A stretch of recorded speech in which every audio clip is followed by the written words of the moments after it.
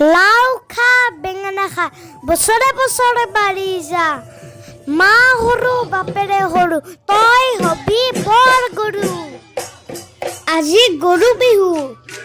অসমবাসী ৰাইজক আৰু মোৰ ইউটিউবৰ পৰিয়ালক ৰঙালী বিহুৰ প্ৰথমটো দিন গৰু বিহুৰ আন্তৰিক শুভেচ্ছা জ্ঞাপন কৰিলোঁ।